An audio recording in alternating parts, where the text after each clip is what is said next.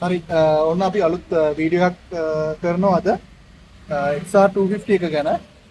අපි ඉස්සර front tyre එක ගලවලා තියෙන්නේ. ඒ ගැලෙව්වේ රේසර් මාරු කරන්න. මේ තියෙන්නේ අලුත් රේසර් එක. හරිද? මගේ FB sorry YouTube එකේ පොඩි ෂෝට් වීඩියෝ එකක් දාලා තියෙනවා මේක සම්බන්ධව. මේ තියෙන්නේ අලුත් රේසර්. මේවා made in Japan. එතකොට මේ තියෙන පරණ රේසර්. එතකොට මේ රේසර් එක ගෙවිලාද කියලා බලා ගන්න. මෙන්න මෙහෙම ෂාෆ්ට් එකට දාලා මෙහෙම කරනකොට අපිට ප්ලේ එකක් යනවනම් මේ රේසර් ගෙවිලා තියෙන්නේ. මට වෙන මේක ටිකක් වැඩිපුර තියෙනවා.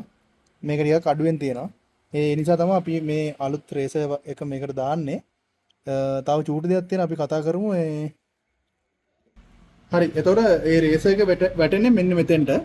උඩටයි යටටයි රේසර්ස් දෙකක් තියෙනවා. එතන මේ ස්පේසර් එක අමතක කරන්නත් එපා. මේ ස්පේසර් එක පොඩ්ඩක් මලකඩ කාලා දෙන වතුර ගිහිල්ලා වගේ.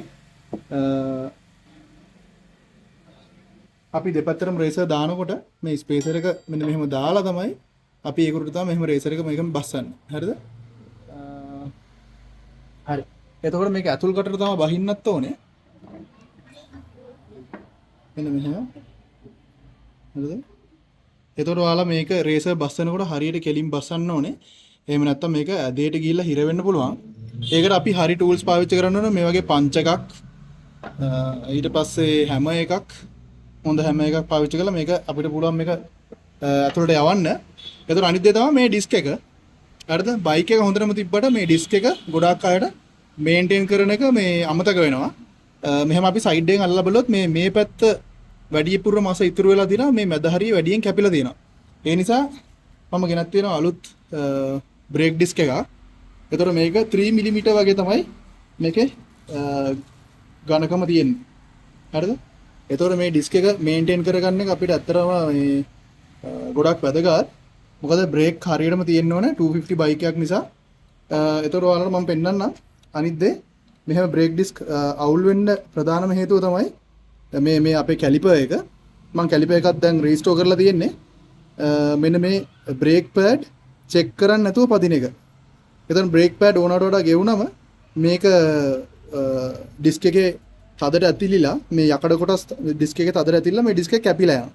එහෙම තමයි දැන් වෙලා තියෙන්නේ. අපි ඒක තමයි මාරු කරන්න යන්නේ. මම පෙන්නන්නම් අලුතෙන් ගෙනාවු බ්‍රේක් පෑඩ්. මේ තියෙන අලුතෙන් ගෙනාවු බ්‍රේක් පෑඩ් මේකට. මේ දෙක දාන්න පුළුවන්. තව පොඩි දෙයක් පෙන්නන්න. හරි. එතකොට මෙන්න මේ ඩිස්ක් එක ගලවනකොට අපිට ඇලන් කී පාවිච්චි කරන්න පුළුවන් කියලා මම දැක්ක ගොඩක් තැන්වල දාලා දෙනවා. හැබැයි මේක පාවිච්චි කරන්න එපා. මොකද ඇලන් කී එක දාපු ගමන් මෙන්න මෙතන තියෙන ඇලන් බෝල්ට් වල කට කැපෙනවා. එතකොට මේක ඩැමේජ් වෙනවා. ඒ නිසා අපිට මෙන්න මේ වගේ ටූල් එකක් පාවිච්චි කරන්න පුළුවන්. මේ වගේ ටූල් එකක් පාවිච්චි කරන්න පුළුවන් අපේ ඉම්පැක්ට් ගන්න එකත් එක්ක. එතකොට අපිට මේ ඇන ඔළුව පරිස්සම් කරලා මේකෙන් ගලව ගන්න පුළුවන්. හරි. අදට වීඩියෝ එක එච්චරයි. බලන්න ඔයාලා බලලා ඔයාලගේ වැදගත් කියලා හිතන වීඩියෝ ගන්න ෂෙයා කරලා සපෝට් එකක් දෙන්න.